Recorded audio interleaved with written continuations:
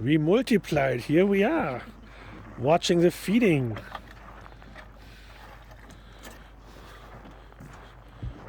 Marco, if you don't mind, explain a little what you're doing. I try to feed them. We feed kibbles. We got the Animate Ultra, good high protein brand kibbles and beef. Hi, Jerry. And then a bunch of supplements and powder, all kind of stuff. So you always feed this time of the day your main feeding, or? Yeah, we try around 4, and we drop in water pretty early for the race. We drop them at 5 and water them, so try to feed them early too.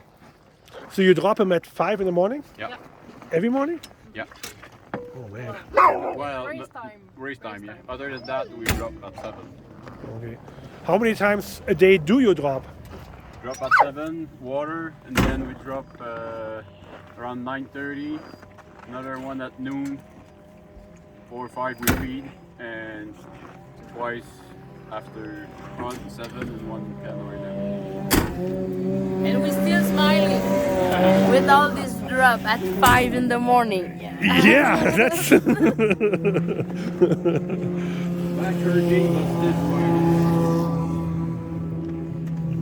How much difference do you feed the different dogs that you know in the bowl? Do you start out with the basic level command and then feed certain dogs more or less, or? We feed I feed Each one of them. each have their own more kibbles, more beef. Okay, I so try to keep the same ratio. you just keep it the same rotation in the feeding basically. So Yeah, you keep the same for way this to the do it. bowl is the first lamb. I don't know, rangé. Row is the dog outside. The other one was the dogs at the top, and Marco know where ball is each You've dog. been following directions. Very Yeah. good. Very good. We're not allowed to feed. Well, that's okay. That's Yeah. okay. Tell us a little bit about your kennel program. What got you here? Why you're coming back? Well, I start pretty young. Too much hair. I start driving dog. I was like 11 years old. Okay. And when I started racing, I was like 12, 13, and I started racing in 25, 30 miles race. In Quebec, we had a pretty good circuit at that time. Even Grandbeck and Richard was driving from Yellowknife to Quebec to race. There were some really nice races. And so we raced that for quite a bit. And then I was not there. all those This is races, before you? all those races went down, and it was a really short sprint. And then I met Anny. I was 18, so it was long times ago. I was 25. And so from there, Almost in trouble. we decided to go in Alaska for winter. We went for Rivest. Okay. So we spent the winter there. We came back. We built the kennel. Well, we already had dogs, but we changed a little bit the breeding, and so we were racing still kind of sprint, but always think that we like better 25, 30 miles, a little longer stuff. So we decided to go west. We went the Paul Cross Lake. That was a big challenge there. Just travel there, and that's a fast, hard, tough race. That's probably why we developed that good of an athlete, just by racing the pole and breeding for that race, because it's really a top-notch challenge for a dog, that speed and endurance. You go the paw, you know which one are the good one. And then It's very hard to train for that race, because if you go too long, then they lose speed. Yeah. They lose speed. And if you go fast they're enough, not tough you enough. cannot do it. So It's really I think it's the race where you really see the main one. both there. endurance and speed are. And that's a small window On the that you take line. that small window between those two. Yeah. And that's Yeah. what you try to breed It's really sharp line, Yeah. yeah. right? So and then we raced that one. We came in 2012, try Wyoming when it was longer stop.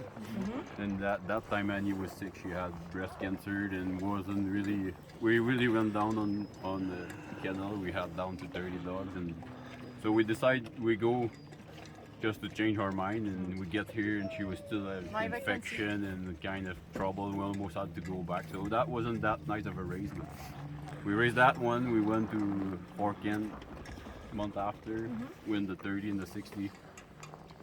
But then we really decided to go for the quality crossing. So we raced there until we showed up the miles here and came back. So are you looking for the same type of dog here that you developed for the paw then?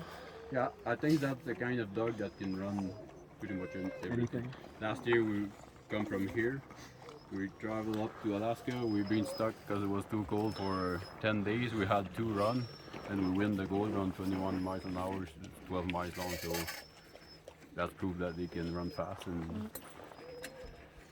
Very, Well, very versatile dogs yeah. that we've kind of all been looking for between the cross of the distance racers and the sprint racing. Yeah. That's how stage racing was developed. Yeah. So you've kind of knocked on that door and yeah, opened the book, so to speak, on Yeah. what it takes to do And we even- basically all that.